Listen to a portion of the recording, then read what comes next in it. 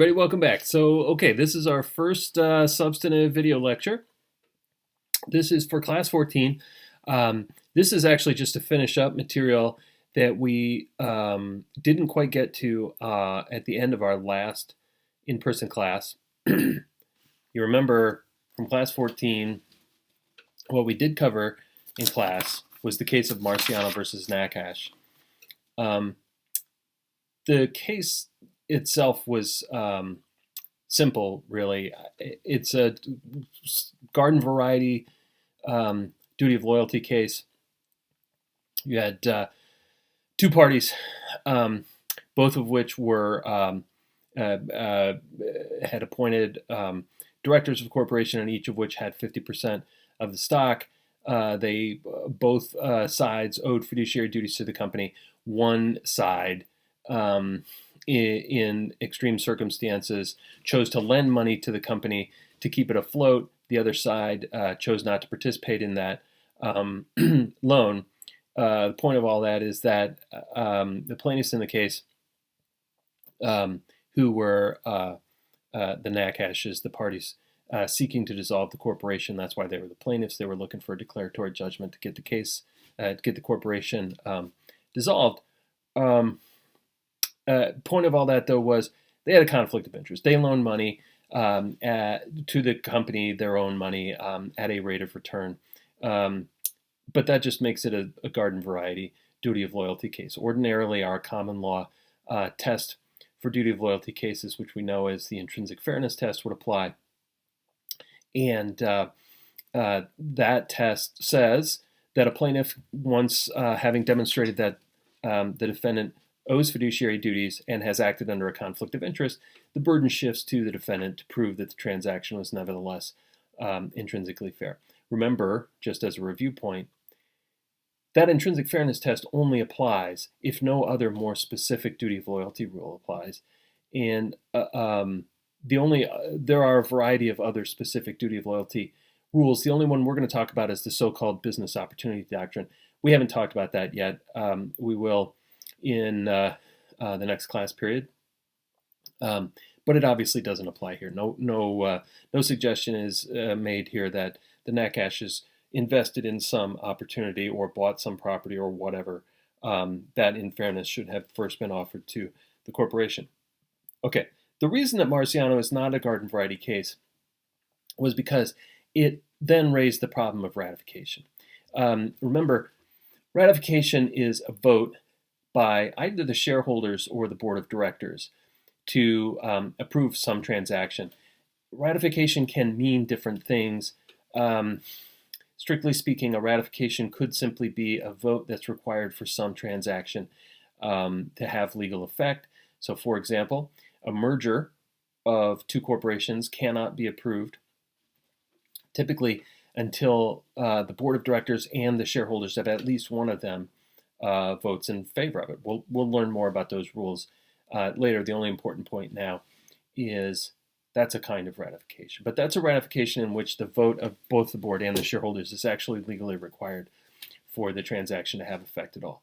What's more interesting for us for now, and what we're going to talk about in this lecture, is that sometimes a transaction can be legally effective without any sort of vote by either the board or the shareholders, and yet corporations choose to have ratification by one or the other or both anyway. And so the question is, why would they do that? And the simple answer is, well, that can have the effect of protecting the fiduciaries who might have participated in the transaction if, in fact, they had a conflict of interest. And it protects them by causing a different standard of liability to apply when, if and when some shareholder brings lawsuit in a derivative capacity suing that fiduciary for having acted under conflict of interest. Okay, so a standard scenario is a fiduciary, say an officer or director, engages in a conflict transaction with a corporation. Perhaps that person sells some property to the corporation or makes a loan to the corporation or whatever. No question that that's a conflicted transaction, and in the absence of other facts, it would trigger intrinsic fairness treatment under which the defendant would bear the burden of proving that the transaction was fair. If there's ratification, though, like after the property is sold to the corporation or after the loan is made, if the board of directors then receives a disclosure of material information and votes to approve the transaction, well, that will be a different case. In that scenario, if a shareholder plaintiff sues the fiduciary defendant, the ratification, assuming that it was appropriate in procedural respects, full disclosure is made, etc., then that plaintiff's lawsuit, the shareholder derivative lawsuit that follows, won't be an intrinsic fairness test. It will be something different. Okay, and what we're going to learn today, what we're going to talk about mostly today, is this weird case called In Re Wheelabrator. That case lays out a bunch of rules for us, and it turns out it's more complicated than you might expect. Came up in Marciano, though, so here's where this little review business gets going.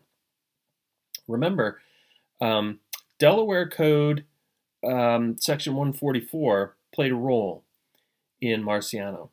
So that statute appears on page 592. Remember, Section 144 is kind of weird because it seems like complicated. It seems like it must actually do something. And the short answer, though, is that it doesn't actually do that much. It says that a contract between a corporation and a fiduciary is not voidable. It's not void or voidable solely because of the conflict if one of three things is true. Namely, if there's an appropriate board ratification, if there's an appropriate shareholder ratification, or if the transaction is intrinsically fair. And so the practical effect of Section 144 really isn't to tell us what happens when there's a ratification, what the effect of ratification is, or even how ratifications have to be performed. Instead, it says an old common law rule of voidness or voidability that was once applied to all conflicted transactions just doesn't apply, so long as there was a ratification by either the board or the shareholders, or the transaction was intrinsically fair. Okay, that leaves us then this problem. And remember, by the way, Marciano was a case in which nominally 144 might have applied. The Marcianos, the defendants, the people who didn't want the company to be dissolved under the terms sought by the plaintiffs, they believed that Section 144 was applicable even though there had been no ratification, because in their view, in the absence of ratification, contracts were void or voidable. The Supreme Court said, no, that's not true. Even if there was no ratification, the transaction is not void or voidable if it was intrinsically fair. And indeed, in that case, the court said the transaction was intrinsically fair. Remember, there was a conflict because the Natcashes made a loan to the corporation. They received interest, and indeed they received interest a little bit in excess of market rates. However, the excess they paid themselves was merely, as the court found, a reasonable compensation for the fact that they had taken all the risk in loaning the company money at a time when it needed money. Okay, so it was intrinsically fair. Therefore, it was not void or voidable. That leaves us in a position then when we have to ask, well, what happens when there is a ratification? And just, we should remind ourselves why there was no ratification in Marciano versus Natcash. There wasn't one because there couldn't be one. Both the board and the shareholders were deadlocked. That is to say, the Marcianos held 50% of the board seats and 50% of the shares. The Natcashes owned the other 50% of the board seats and the shares. That company couldn't even convene a quorum without both families agreeing to participate, much less could it ratify transactions as to which the two families disagreed. So ratification wasn't going to happen. All right, well, that all leaves us in the position of knowing what happens when there is a ratification. And for that, we turn to the Wheelabrator case. Now, the transaction itself is just a little bit complicated. So I'm going to turn briefly to a drawing that I made, a little chart explaining the transaction. So let us turn to that now.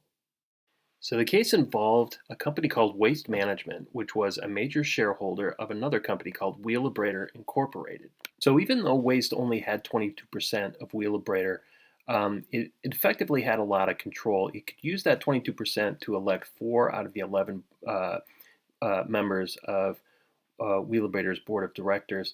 And that was enough, according to this court, to make Waste Management a controlling shareholder. Waste decided that it wanted to it wanted to own the rest of Wheelabrator, and so the transaction it settled on was a merger in which it would merge Wheelabrator into itself. That required squeezing out the remaining 78% of the shareholders. Those shares were held by other persons. As a matter of statutory law, that merger required approval by the board of directors of the target company, which is Wheelabrator, and then approval of the outside shareholders. And the dispute in the case was the suggestion that Waste caused the board of directors to approve this merger into itself under inappropriate circumstances. Causing that company to merge into itself involved Waste's own pecuniary interests, and therefore it raised a conflict of interest. Be that as it may, Waste caused the transaction to go ahead and arranged for a board approval in which 7 of the directors who were not appointed by Waste approved the deal. It was then reapproved by all 11 directors, and then it was submitted to the shareholders. Okay, so let's just be clear. Those facts are pretty important. This was a conflict transaction, but the votes were taken that were necessary to make it go forward. And then further votes were taken as ratification. So there was a ratification by the board in the sense that 7 non-interested directors, that is 7 directors not appointed by Waste who were not acting under any kind of conflict of interest, all approved the transaction, and they did that without the 4 Waste Management directors in the room. Now, technically, it isn't actually necessary to have ratification by taken by only uninterested persons. Okay, so you could have ratification by a board in which some interested directors sit on the board. You'll notice that 8 Delaware Code, Section 144B, actually says that interested directors can be counted if necessary to make a quorum. All that's necessary is that a majority of disinterested directors vote in favor. The same rule applies to shareholder ratifications. All that's needed is that a majority of disinterested shareholders approve a transaction, even if the disinterested shareholders themselves wouldn't have been sufficient to make a quorum. Okay, so we had 2 pretty good ratifications in this case. The board of directors of Wheelabrator, the target company, ratified by 2 different votes, in both of which it appears a majority of the disinterested directors voted in favor of the transaction. The transaction was then submitted to shareholders, and we can probably gather that a majority of disinterested shareholders did vote in favor of it because Waste Management, the defendant, the controlling shareholder, only had 22%, not enough probably to cause ratification, even, not enough shares to approve the merger in and of itself. So if all the other shareholders who showed up at the meeting opposed, the merger wouldn't have gone through. So it appears that a majority of the disinterested shareholders who participated in the shareholder meeting approved. So we got probably 2 different ratifications here. Okay, so that sets up the basic question in the case. And here's why the opinion matters to us. We have an opinion by a vice chancellor, that is a trial level judge of the Delaware Court of Chancery. But this happens to be a fairly famous and well-regarded member of that court, Vice Chancellor Jacobs, and he gives us a scholarly sort of opinion in which he works through a lot of Delaware case law, a lot of decisions of the Delaware Supreme Court, and he works out what he thinks the rules are. What happens when there is a shareholder ratification or a director ratification as to various different kinds of transactions. And it turns out there's no simple answer, as he says. So this became sort of an important opinion that explained how this all works. So first of all, Vice Chancellor Jacobs observes that the Delaware case law distinguishes between different kinds of cases. And within those different kinds of cases, that is to say, situations in which, on the one hand, you have different kinds of conflicted transactions, and on the other hand, you have different kinds of ratifications applied to each one of those ratifications. So it kind of nicely sets itself up for treatment in chart form. So I put that together for you, and we're going to work through it here just briefly. The completed chart also appears as a document on the Blackboard page. So here we go. Turning to the chart now. Okay, so as you can see, the chart gives us a variety of situations in which different kinds of interested transactions are followed up by different kinds of ratifications. So we're going to fill this in one space at a time. The top of the chart gives us different kinds of ratification. So there could be no ratification, there could be informed ratification by a majority of disinterested directors, or informed ratification by a majority of disinterested shareholders. Along the vertical axis, I guess, in the first column, there are 4 different kinds of transactions that might be followed by a ratification. So first would be general interested transactions. So just any old transaction involving a conflict of interest. That might be followed by a ratification. Next is transactions involving controlling shareholders. So that's the case in Wheelabrator. Controlling shareholder might cause a subsidiary to merge into itself. The next box is board action that's beyond the board's de jure authority. You might wonder why that fits in there, because that doesn't seem very much like a conflict of interest transaction. I included it because it's something that the Wheelabrator Court specifically mentioned as a case in which ratification can have an effect on an otherwise illegal transaction. In the final row there is the same. It's not an Judge Chancellor Allen told us what happens when a ratification follows from another kind of transaction that doesn't involve a conflict, but nevertheless can be affected by ratification, and that is the situation of a duty of care challenge to an action of a board of directors that didn't reasonably inform itself. You might remember those are basically the facts of the famous case of Smith versus Van Gorkum.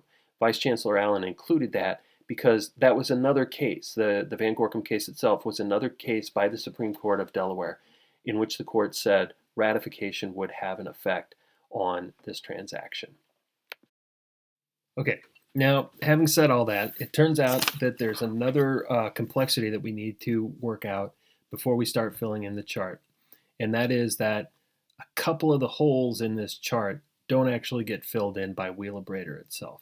So in the text, starting on page 599, we asked you to briefly consider another Delaware Chancery Court case in which another chancellor of the Delaware Chancery Court worked through a couple other issues and helps us fill in a couple of these blanks. So let's take a look at that. The case is called Cook versus Uli, and I want to show you a schematic diagram of that case too. So let's take a look at that. So the facts here are much simpler than Wheelabrator. You'll see towards the bottom of the screen there's a large box that says Nostalgia Network Incorporated. That corporation was having a lot of trouble, and 2 of its directors decided to make a loan to it to get it through a difficult patch. They negotiated loan terms, as one does, with the board of directors, and ultimately agreed upon terms. And by all accounts, it helped the company survive. However, an outside shareholder believed that the 2 directors who'd made those loans, who were Salkind and Uli, had engaged in an actionable conflict of interest. So that sets up, another garden variety duty of loyalty case. In the ordinary case, Salkind and Uli definitely would have to defend themselves against duty of loyalty challenge by bearing the burden of proving that the transaction was intrinsically fair. The court pointed out, however, that the 2 other directors, knowing full well of the transaction, agreed to approve it. And moreover, there also was the question in the case whether the transaction, regardless of ratification, was fair. Okay, so that was kind of a lot of stuff, and it's a little bit complex, and it involves some materials that we haven't studied yet. So I'm afraid it's going to be a lot to take in before we start talking about the chart. So let me just go through it very briefly one more time. So we got two cases here that say a whole lot about what happens when there's a ratification of an otherwise possibly illegal action by a corporate fiduciary. The first involved a merger. Okay, all mergers require by statute that at least the target corporation approve the merger both by a vote of its board of directors and by its shareholders. The merger in Wheelabrator was one in which a parent corporation, what was effectively a parent corporation, largely controlled the merger and had a lot of influence over it and caused the subsidiary corporation to merge into itself. Because the parent corporation owned stock in the subsidiary and had a financial stake in that transaction, it had a conflict of interest.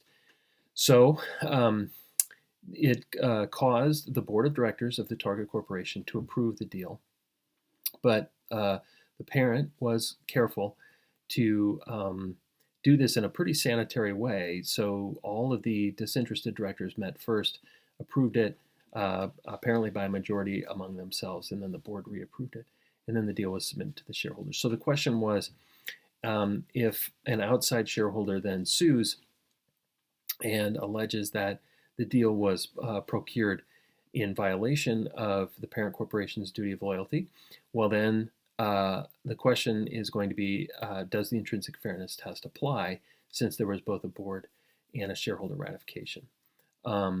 All right, so then we got another case. Simpler facts. Two directors on a 4-member board of directors make a loan to the corporation, garden variety conflict of interest, outside shareholder sues.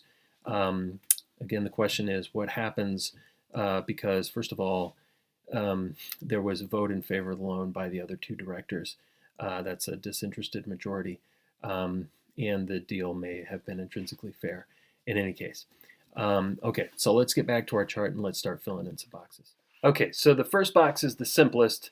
And the question is, well, what happens if there's just an ordinary garden variety conflict of interest transaction, but there's no ratification at all? And the answer is simple. It's just the intrinsic fairness test. The corporate fiduciary defendant will bear the burden of proving intrinsic fairness of the transaction. Okay, so the next situation was actually addressed in Uli. The court pointed out that while there was a conflicted transaction in that case, the two non-interested directors were fully aware of the conflict. They negotiated with the two interested directors on behalf of the corporation, and they did so at arm's length. And so the court pointed out, well, that makes the transaction not void or voidable under Section 144A1. And the court said it follows that the burden then shifts to the plaintiff to prove that the transaction was unfair. Okay, so the duty of loyalty still applies, the intrinsic fairness test still applies, but the burden shifts to the plaintiff. All right, moving on. Okay, this next situation was addressed in Wheelabrator. These weren't the facts of Wheelabrator itself, but the court cited relevant case law. When there's a general interested transaction, so there's a conflict of interest, that is then ratified by the majority of disinterested shareholders following full disclosure. The effect of the ratification is actually to turn the case into a business judgment rule case. So the plaintiff challenging that transaction now has to show that it would have violated the business judgment rule. Okay, so this is actually a good point to stop and consider one interesting thing. You'll notice that the courts seem to distinguish between ratifications by directors and ratifications by shareholders. And generally speaking, they give the defendants a bigger break if there's a ratification by the shareholders. Okay, so again, in the first row on our chart, in the middle and last boxes, we see that ratification by the directors merely shifts the burden to prove unfairness to the plaintiffs. So that doesn't actually do the defendants that much good. I mean, it's still an intrinsic fairness case. The defendants can still lose if a plaintiff can merely show that the transaction was unfair. That's a whole lot easier for plaintiffs to prove that it is for them to win under the business judgment rule. But if there's a ratification by the shareholders, then it becomes a business judgment rule case, which is to say that the plaintiff is very likely to lose. So it's interesting to ask, why have the courts drawn that distinction? If you stop and think about it, it makes sense. The ratification by the board is an approval of a transaction by people who almost certainly have close working relationships with whoever the defendant is. Typically, the defendant will be an officer or another director, and will be a person who works on a fairly close basis with the other board members. That's not true with the shareholders, though. The shareholders will be a larger group of people who won't have direct personal relationships, probably won't all be friends with whoever the defendant is, and won't be as likely to give that person a pass, give them a slap on the wrist, whatever. So ratification by the shareholders is taken as a bigger deal. Okay, so the next situation is maybe like the very first one, the conflict of interest with no ratification. And that's just intrinsic fairness with the burden on the defendant. The only reason I put this box here is because the Wheelabrator case, again, said that a lot of the case law in the past distinguished between ordinary fiduciary transaction and controlling shareholder transactions. In this particular case, there's no difference between them. Whenever a fiduciary acts under a conflict of interest, if there's no ratification, the intrinsic fairness test applies and the defendant bears the burden. Okay, so next we have a case that isn't addressed really by either opinion, and that is, what if there's a controlling shareholder transaction, rather, which was in fact the case in Wheelabrator, but then there's only a ratification by the board of directors of the subsidiary corporation. Remember, in Wheelabrator there was also a shareholder ratification, so the court didn't really face these facts. Judging from the Uli case, the odds seem pretty strong that the answer there is that it's just like if in general interested transactions that are ratified by the board of directors, probably the same result follows, which is to say that, again, it's still the intrinsic fairness test, but the plaintiff bears the burden of proving unfairness. Okay, so here, interestingly, where a controlling shareholder, for example, a parent corporation, engages in a conflicted transaction with the corporation, which might be a subsidiary corporation, even ratification by the disinterested shareholders doesn't turn the case into a business judgment rule case, as had been the case with in the first row in the chart, in which a general interested transaction is approved by the shareholders. Again, this just reflects the court's sense of how independent the shareholders really are and what pressures they're subject to. So when you've got a subsidiary corporation that is controlled by a parent, the minority might approve a transaction, but not feel especially independent or especially well informed, and the courts are concerned to give them more of a break and be more certain that transactions are fair to them even when they approve them. Okay, so here's where the chart starts getting a little bit weird, because I threw in some things that the Wheelabrator court talked about that didn't actually involve conflict of interest transactions, but did involve important Delaware precedent on the effect of ratification. So this is the first example. Board action that is beyond the board's de jure authority can be approved by shareholders or by the board, theoretically, and that ratification has an effect. Remember, action that is de jure is also known as ultra vires, and it is voidable. A shareholder could bring an ultra vires action and get that transaction set aside. So in the first box here, if the action is beyond the board's de jure authority, it is simply void. So in this next box, I had to write not applicable because a board couldn't approve its own ultra vires action. But shareholder ratification has the remarkable effect of rendering all claims that would challenge that ultra vires action moot. That is, the claims are extinguished. Ultra vires action approved by the shareholders becomes enforceable and legally proper action of the corporation. Okay, and this final row is for another case that didn't really involve a conflict of interest transaction, but in which the Delaware Supreme Court said something important about ratification. So the Van Gorkum case, Smith versus Van Gorkum, which was an important Delaware case that we read some time ago, the Supreme Court there said that the duty of care claim involved in the case could in fact be modified by a ratification. In this first box, though, if there's no ratification, well, if a corporate fiduciary like the board or someone else acts without first reasonably informing themselves, that's simply a violation of the duty of care, and that was the rule of Van Gorkum itself. And this next box is a little weird. Van Gorkum involved uninformed action by the board, and the board couldn't ratify it, so this is kind of not applicable. But finally, Van Gorkum said that when the shareholders approve uninformed board action, that in fact extinguishes claims entirely. So it's not even a business judgment rule case anymore. At that point, the case is just over. Okay, and that's it. So that fills in the chart. I apologize, this is not exactly the most scintillating material. It's not exactly very sexy, and there's kind of no way to really know or apply it without sort of working through a chart like that and just slogging through the details.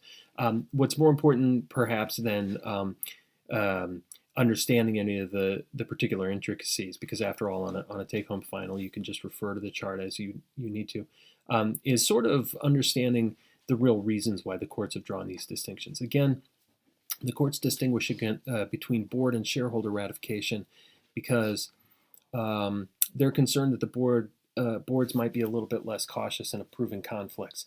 They might be friendlier to the persons who have conflicts. They can't be trusted quite as much to protect the shareholder interest. And so when you have a board ratification, the courts aren't quite willing to foreclose shareholder derivative plaintiffs from challenging the transaction. When the shareholders approve a conflicted transaction, when the shareholders approve by ratification some deal that involved a conflict, the courts are more or less foreclose plaintiffs from challenging it. They will still permit business judgment rule challenge, but that is effectively to say that plaintiffs will lose. The courts also draw this interesting distinction between conflicts that are ratified by just any old fiduciary, like an officer or a director, and conflicts that are ratified on behalf of controlling shareholders. Again, even shareholder ratification of conflicts held by controlling shareholders are a little bit less likely to be protected from legal challenge because the courts aren't quite as certain that minority shareholders in a subsidiary corporation will really get a fair shake from the controlling shareholder or will avoid any sort of improper influence from that controlling shareholder. Okay, so that's the chart. That's the end of class 14, with the exception of a couple of think about this questions in the reading assignment. So I want to look at those just quickly and then we'll be done. On page 599 of the book, there is think about this question I. So question I says, who had the burden of proof in Wheelabrator? What did the burden party need to show to win? Okay, well, if you think this through and look at your chart, let's turn to that now. Wheelabrator, again, was a controlling shareholder transaction. It was a parent corporation merging its subsidiary into itself. So we're in the second row, and there was, in fact, an informed ratification by a majority of the disinterested shareholders, because like all mergers, it had to be approved by the shareholders of the subsidiary. So we learn that the plaintiff, which would be the shareholder derivative plaintiffs challenging the transaction, would then bear the burden to prove unfairness. What a person has to show to win that case would be proof either that the price paid to the subsidiary shareholders was unfair, which is to say it was below their market value, or there was something procedurally unfair about the transaction. Procedural unfairness here seems pretty unlikely because remember there were careful sort of double board votes. There was full disclosure to the shareholders and so on. Question J then says, suppose that the plaintiff was able to show that the merger price in Wheelabrator clearly was unfair and was approved only because most of the shareholders did not read their proxy materials and instead simply cast their votes as management suggested. Would that make a difference to the outcome? And the answer is it definitely could. First of all, if the price is unfair, then the plaintiff may be able to prove intrinsic unfairness. And if the shareholders didn't read the proxy materials and only voted as management suggested. There's conceivably a problem in what the management explained in making disclosures to the shareholders. And if there was materially misleading information, then the vote may have been procedurally unfair. Okay, finally, there is one last question on page 601, and it is as follows. Question K: suppose that 3 members of a 5-member board of directors are willing to loan the corporation much needed funds. The 2 disinterested directors think it is a good idea. How should the approval be structured? This is pretty straightforward. It's really key to observe scrupulous fairness. So the 2 directors should receive full disclosure, especially of the conflicts at issue and all material facts relating to the transaction.